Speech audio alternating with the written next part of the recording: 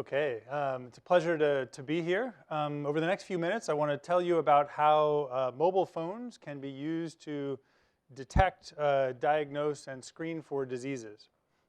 And that's probably one of the things that we don't talk a lot about is the conditions inside our body. So not many of you probably measured the number of white blood cells you have in your peripheral blood before you came to this meeting to figure out if you're susceptible to catching some sort of disease. It's information we generally don't have access to because there aren't readily available technologies to measure them. So this image of blood showing a white blood cell right there is an image that was taken with a mobile phone. Normally, images of bodily fluids and samples of various sorts are done in hospitals because that's where the technology is, that's where the people who know what they're looking at and can interpret the images. But we think that can change. And the reason why it can change is the ubiquity of mobile phones. The ability of the sensors in our phones to be able to capture images like the one I showed you are now widespread. The only thing you need to add is a set of lenses in front of that camera and some illumination optics, and you can turn your own mobile phone into a microscope. So why might we want to do something like that? Why isn't the traditional way of imaging blood and any other sample sufficient? Well, for many, many years, being able to see the cause of a disease has been the most definitive diagnosis of it. So in order to know that you have tuberculosis, still in many parts of the world, being able to find the bacterium that causes tuberculosis in a sample of fluid from the lungs is the most direct way to positively identify someone as being a TB, suffering from TB. Same with malaria. If you see the malaria parasite inside the red blood cell, that is a definitive diagnosis of malaria. And so on and so forth for many diseases. So being able to see the disease is still a very important way of diagnosing, and a very rapid way if you have the technology and the expertise. Now, in order to have confidence that phones can do this, we really need to understand in great detail what's going on with the phone. Is it able to capture images of sufficient quality to make a diagnosis? And so this gave us an excuse in my lab at UC Berkeley to buy all of the iPhones ever made and try them out and see how well they did at imaging blood samples. And a very industrious student somehow managed to find the exact same white blood cell and place it underneath each of the phones, and we can see that the quality of the image improves to a modest extent as the number of megapixels in the camera has gone up. So we started this right when phones started having cameras. And there was a time when your mobile phone did not have a camera. It was those dark ages, more than 7 years ago.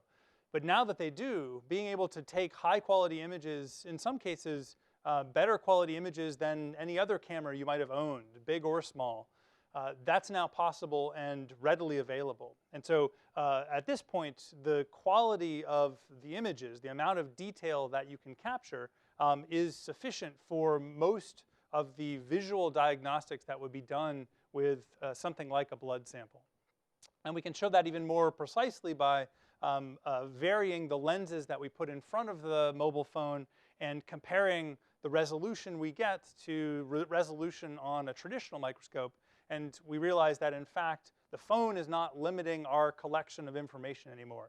And so we can now proceed with figuring out where can technologies like this be useful. So I'll tell you about one example, and that is using a mobile phone microscope to address river blindness, onchocerciasis. So this is a problem that affects many people, particularly in Africa and parts of South America. It's a second leading cause of infectious blindness. And in some places, it has led to blindness in entire villages. So it's a significant problem. The positive side of it is there is a drug that can be taken that will effectively combat this worm that causes the disease.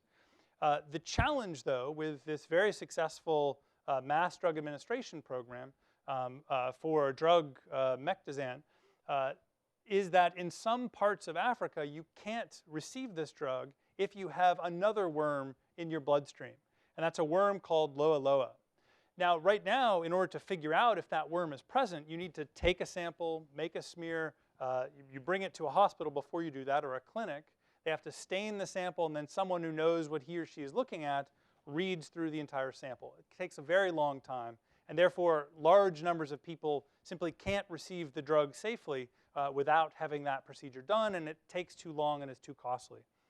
So with partners at NIH in France and in Cameroon, two very talented researchers in my lab, Mike and Matt, developed a mobile phone automated system that does the diagnosis of this complicating worm, loa loa.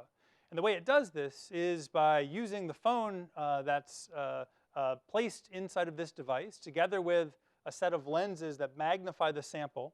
The sample is in a small capillary that's slid into the side of the device. And then here are some hobbyist motors and our Arduino board that control the advancement of the sample as well as the illumination of it. And so that together creates a device that is handheld.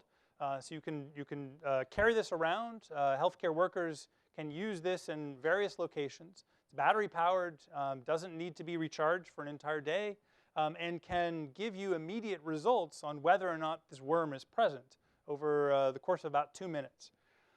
And the way that works is first you have to draw a sample of blood. So wicking the blood just from a pinprick, it wicks into the capillary, and the capillary is a thin volume of blood. And because the worms that we're looking for are able to move, they wiggle a little bit, we can take a movie rather than individual images. We can take a movie of this blood sample and then do onboard image processing to look for disturbances in the blood, and then automatically count how many disturbances there were. And by looking at enough of the blood, enough fields of view, we can get a statistically rigorous estimate of the concentration. And that decides whether or not someone is going to receive the drug. So here's a short video of what that looks like. The sample has been loaded here, a video is being taken, and then that little sample advances underneath the lens to take another set of videos. And all the while that that's happening, onboard processing is occurring. The images, the movies are being analyzed, and this person has no worms in his blood. So this approach, we've now had the chance with partners in Cameroon to deploy a number of these devices as part of a pilot test to see whether drugs can be given safely to people now that there is a mechanism for identifying the people who should be excluded from those drug treatments. And we've successfully gone through more than 15,000 patients already. And this is using a mobile device away from a clinic and using it in a way that is automated, both in how the imaging is done, how the data is processed, and the results that are given to the healthcare worker. And based on that, the individual can receive treatment for river blindness. Now, this concept is something that is applicable to a range of other diseases as well as other walks of life. We're in the process of developing technologies, very related technologies that do automated imaging and analysis for tuberculosis, for malaria. Devices similar to this can be turned into ophthalmoscopes, into otoscopes. Anywhere that a doctor or a pathologist or someone will look, cameras can now take part of that role. And then automatic image processing, machine learning algorithms can also take part of that role. So we've been able to demonstrate this not just with the disease I told you about, but several other diseases, both using blood, sputum, and then looking directly at the body. For example, to look at diseases of the eye. The microscopes, of course, are not just used for disease diagnosis. We use very expensive microscopes for various other basic cell biology research. And so we're now looking into whether these sorts of mobile devices can help us in gathering data outside of traditional laboratory environments, just like we can gather information outside of traditional clinical environments. And so I haven't gotten a chance to go out, but I'm volunteering to do the coral reef monitoring next time that's done. So the phone, as we've heard so far at this meeting, the phone has really revolutionized many different things. And I think what is ahead is not just in terms of communication and services and work, but in not just counting our own steps as we have walked to and from this meeting, but in counting things that will give us an indication, possibly an early indication of disease. And so one day I'd like to see a phone that's not just a faster gaming phone, but one that really serves a primary role in our individual healthcare. Thank you.